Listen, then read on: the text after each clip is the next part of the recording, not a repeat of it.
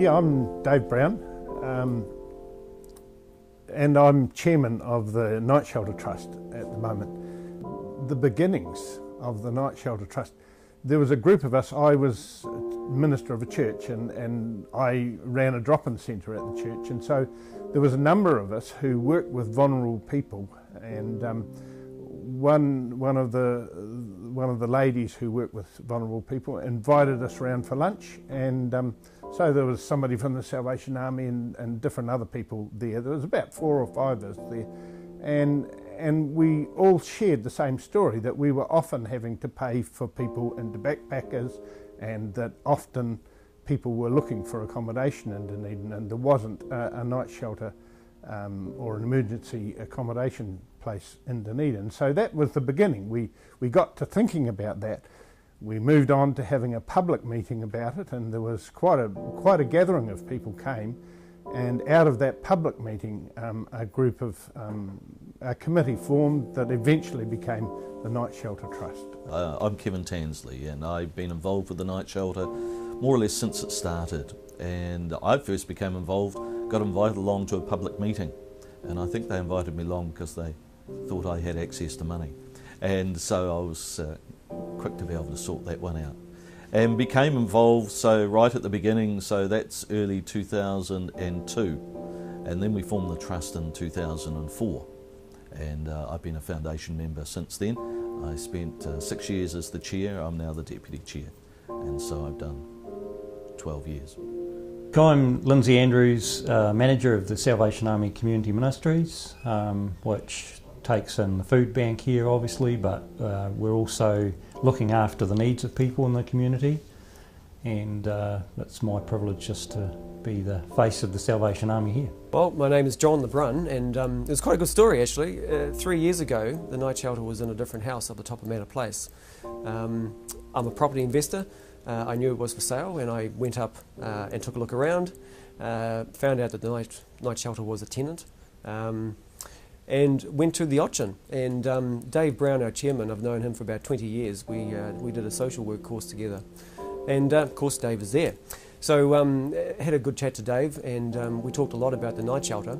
The thing that surprised me talking to Dave was that the amount of people that they were putting through in terms of bed nights per month. Back then, this is 3 years ago, 30 to 40 was the average bed nights per month, and so we just talked more and more, and they talked a lot about wanting to extend out and get into a larger premise, but also find a premise that offered mid-term accommodation. So with my real estate background, I said, hey, I think I can help out there, Dave. So they invited me onto the board, and jumped on, and very soon after we found this place, which is fantastic. It's a wonderful house for the Night Shelter, a wonderful lodge for our short-termers, and yeah, I've just rolled with it since then. It's just been a fantastic journey. Well, I'm Dave Cull, I'm the Mayor of Dunedin, and our Night Shelter is actually, it kind of flies below the radar, and my understanding is that it caters to a surprisingly wide range of people. These are not all down and outers at all, but even having said that, down and outers need somewhere to stay, and this place is what provides the service, so it's well worth supporting. It provides a very much needed service in our community. I know that it is a very vital need here in Dunedin. I know that they are doing a good work amongst some homeless people, some that are down on their luck, some whose relational situation is pretty grim, and it provides them with a safe place just to put their head down and perhaps get their life back together. We refer people directly into the Night Shelter ourselves because of the food bank. It becomes the first port of call, and often their greater needs are shared, and an opportunity for us just to refer on, and so we're regularly referring men to the Night Shelter. I always think, like my son at one stage ended up in a city where he needed accommodation. He was there doing fruit picking and got sick, got his tent and camping gear stolen, and needed accommodation, and he needed a night shelter. And so there's all sorts of reasons why people end up coming here. We had an elderly man here last night, and again, he's got health problems, there was tension at home and all sorts of things, and he ended up here in the night shelter. And yeah. But the people who use the night shelter come from a huge range of backgrounds. If you can think of every possible combination, we've probably had somebody in here over the last 7 or 8 years, because we've had hundreds of what we refer to as bed nights. Each one of our clients is an individual. While we do have statistics, they're all people who basically have run out of options. Now, they can be all range of manner of people. They can be people looking for work. They can be people passing through town, maybe with some family crisis somewhere else. We've had people who've had property and stuff stolen while they are on holiday, backpacking.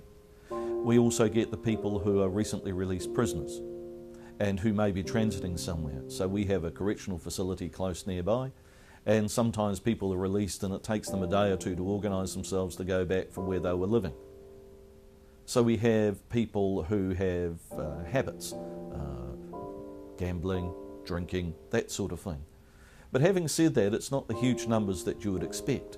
It's more the people who have what used to be called life shocks, where all of a sudden they run out of money, where they become unemployed, where something has just not worked. So we have a whole range of people. Now, we have looked at our statistics, and over the last 8 or so years, about 86% of our people only use the shelter once. And that in itself tells you something. So what we're doing here is we're just providing a short gap fill-in, really, to allow people to get their lives back on track. And for 86% of the people, that works. Now, there are some, sure, who come back every now and then, and they might visit maybe for a night or two every 2 or 3 months. And sometimes they just come for a shower, decent meal, something of that nature. But the vast majority of our people are one-time users.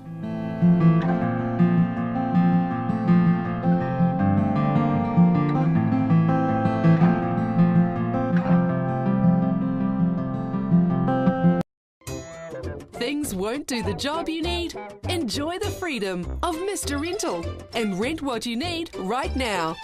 Rent for as little or as long as you like. Enjoy the freedom of Mr. Rental.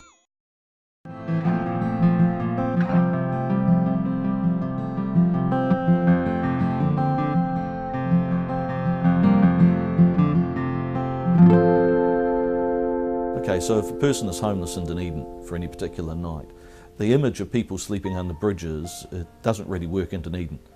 In the first place, there are not very many warm places under bridges in Dunedin, and they've actually done lots of modifications to bridges now where there are no little cubby holes where people can go. So it's a bit of a misnomer, really. The average person who's homeless in Dunedin would tend to walk during the night because that's the way they stay warm. Overseas, what you'll see they'll do is they'll be lying on the tops of ventilators that come out of metros. They'll lay down a sheet of cardboard and then they'll sleep on that and everything's nice and warm. Here we haven't got those sort of features of the city. So somebody would probably walk the whole night and then they'll try and look for a warm spot during the day. That could be somewhere in the sun, it could be in a building, in a library or somewhere, it could be going and nursing a cup of coffee for 2 hours in a place. It's those sort of things that happen in Dunedin.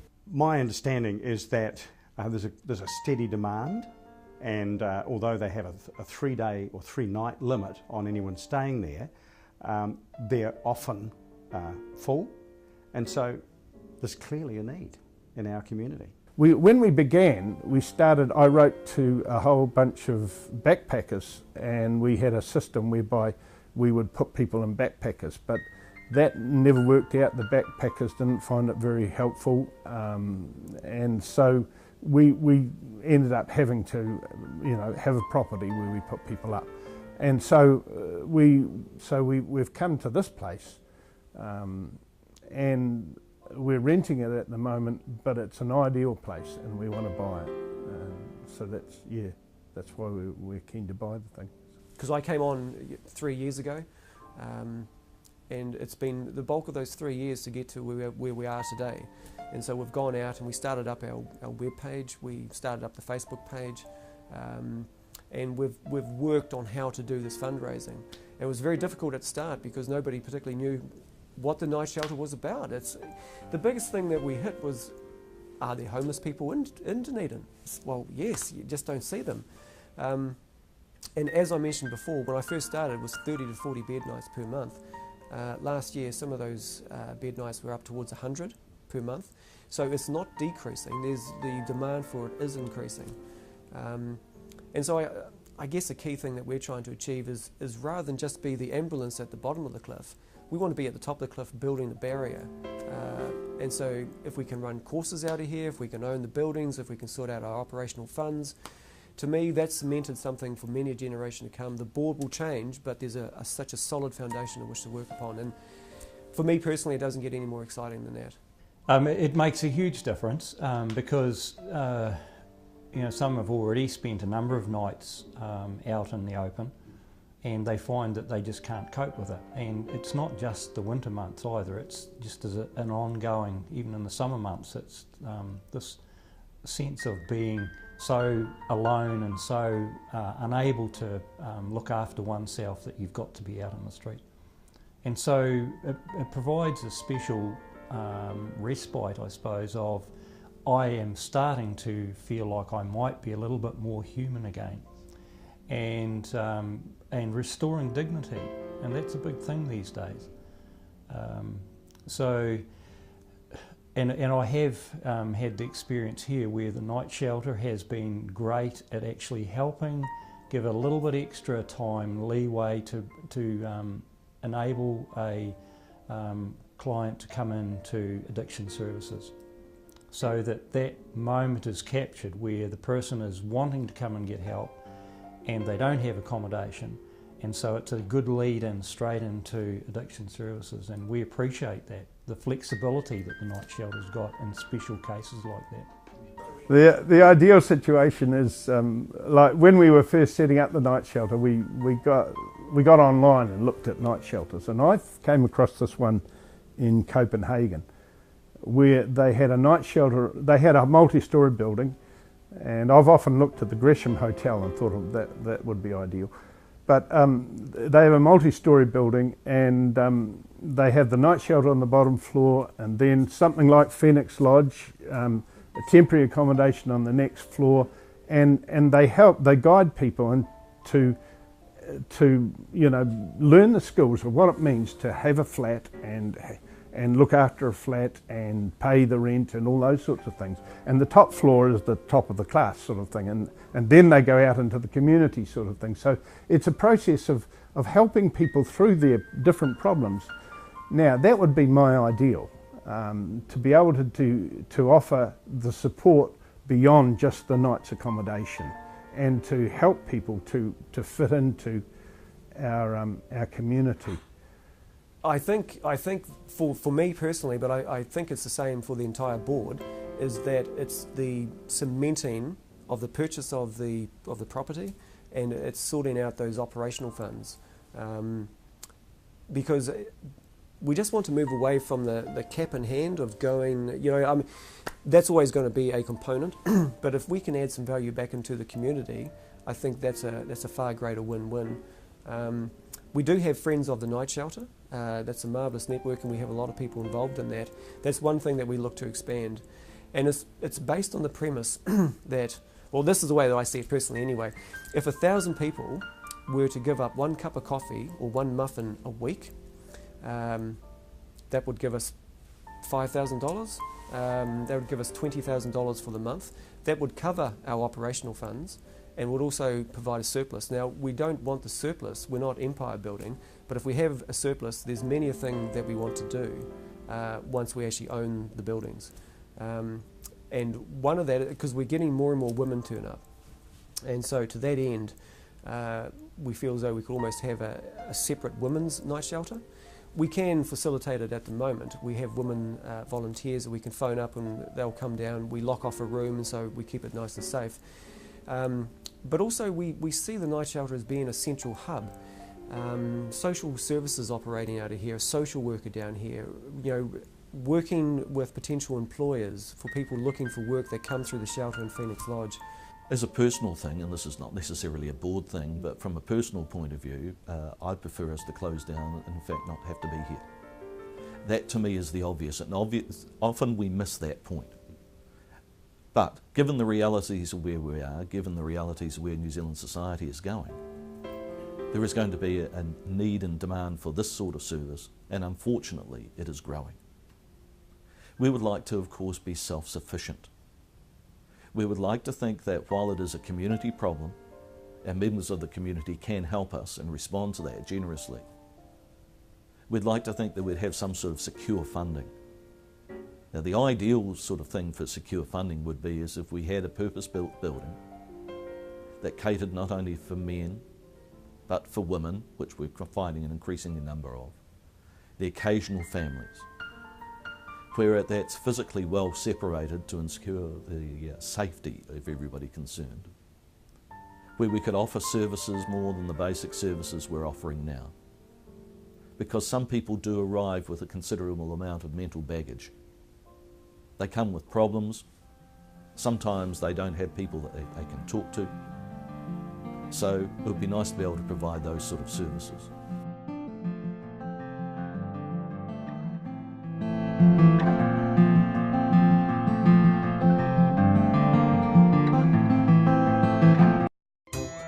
Things won't do the job you need? Enjoy the freedom of Mr. Rental and rent what you need right now. Rent for as little or as long as you like. Enjoy the freedom of Mr. Rental.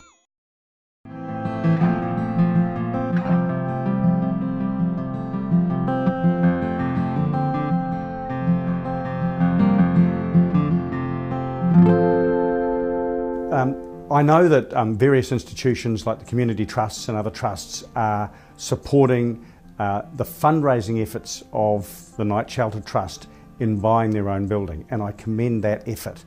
If they have their own building, and it's the one they're in now, they say that future-proofs them for quite a long time. So I really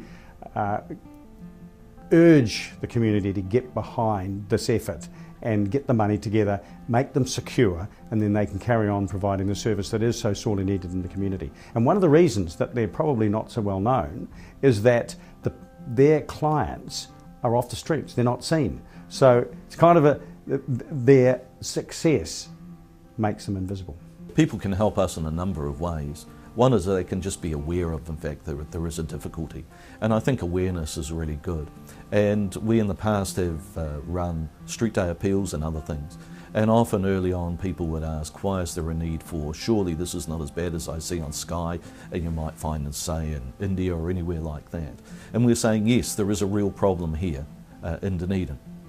And how can you help? First, be aware. Secondly, I think be a little bit sympathetic and not stereotype. And sort of, so when you see somebody, you don't say, oh, that person is deserving of where they're at. Often that is very much not the case.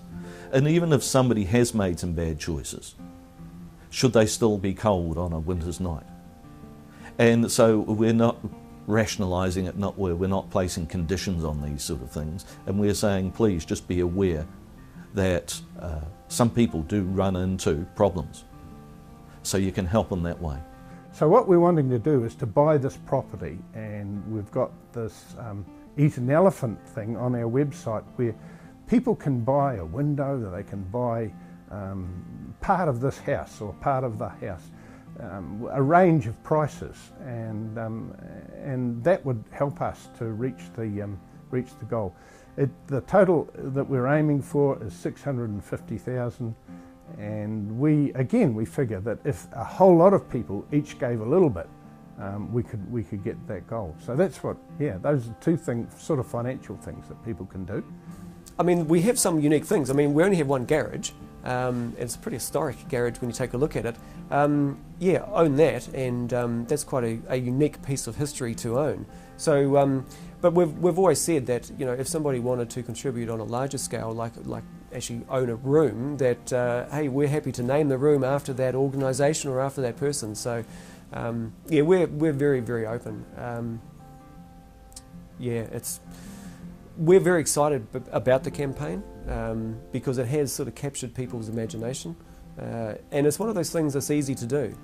There's a difference when you go out and say, look, we're trying to raise $650,000, as opposed to saying, look, you can buy a $75 sink and you're contributing to our cause. And you know, we live in a marvellous city. You know, 130,000 people. There's only X amount of components for sale, so yeah. So we've been very excited by the uptake. Yeah. Oh yeah, Mr. Rental, he's great. Like, for instance, the fridge that's just over there is playing up, and he is coming with a fridge tomorrow, a new fridge, a different fridge. So he's been great to us. He's provided us with a fridge next door, and the guys next door at the Phoenix Lodge said, gee, it was the radio that I had put there for them that was cracking up, and they just mentioned to Mr. Rental that you know, it was pretty lousy. And he came in with a sound system the next day, and so he's been a great supporter for us. The best part is there's clearly a personal satisfaction. There's a personal satisfaction of working around on a volunteer basis with other people who share your concerns and or point of view. So there's a lot to be said for the board, the volunteers, and the small number of staff that we have. It's a great pleasure to work with people who have common sense of wanting to do this. From an intensely personal point of view, it gives you a sense of satisfaction. A satisfaction in that you are thinking you are making a small difference, and it's a positive difference. It's very much a small cog in a very large machine, but you'd like to think that in fact you are helping in that respect. So it gives you personal satisfaction. I can sit at home and watch the TV and say, hey, gee, that's really bad in Somalia, that's really bad somewhere else. What can I do about it? And to think that in fact you are in a position to be able to help in a very small way, locally, literally within a couple of kilometres of where you're living, that provides a great sense of local satisfaction as well as personal satisfaction in my mind. I think it's just nice to be able to contribute. I guess that's something that gives me a real buzz personally, seeing that they've actually begun to make a journey back to something of normality for themselves. Because their circumstances are so varied. You know, it can be a relationship breakdown and they have to exit the house. It can be financial. It can be they find themselves in another city and, you know, there's just no one to care for them. So just there's lots of appreciation stories out there where guys have really been grateful for the opportunity just to get their lives back together. And we have wonderful success stories as well. One that comes to mind is of a gentleman who came through the night shelter. I happened to be here then, so I got to talk to him, and we talked about Phoenix Lodge, and we thought, yes, that'd be a good place for him to go. So he went in there and he stayed for the entire 3 months. He had quite a few things to work through, and when the 3 months was up, he felt as though he was ready to move on. So he did. It was about 2-3 months after that I got a phone call from him. And he just wanted to catch up and fill me in on what had been going on for him since he left.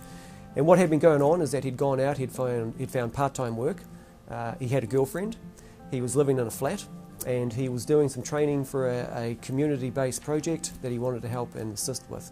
So those types of things are probably where the biggest rewards for us come from, to know that there's been a difference made and that people have moved on and that they've gotten back into mainstream. So I guess I know a lady, she's a lovely lady, and she wrote a beautiful poem actually on hope and what hope means to people.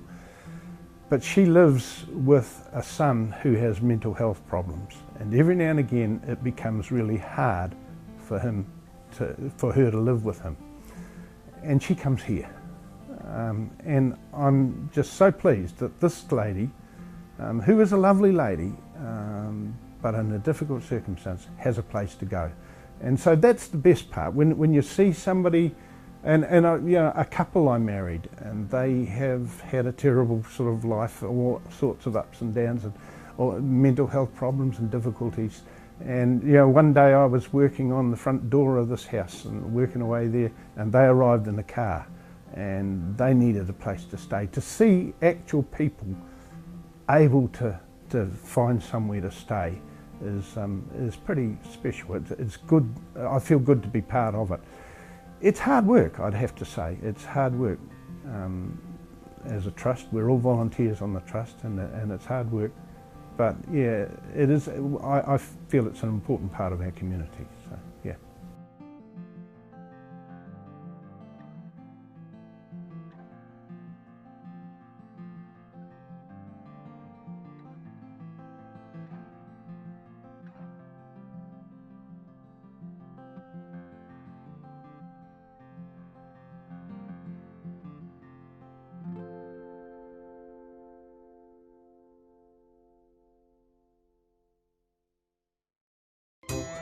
Things won't do the job you need?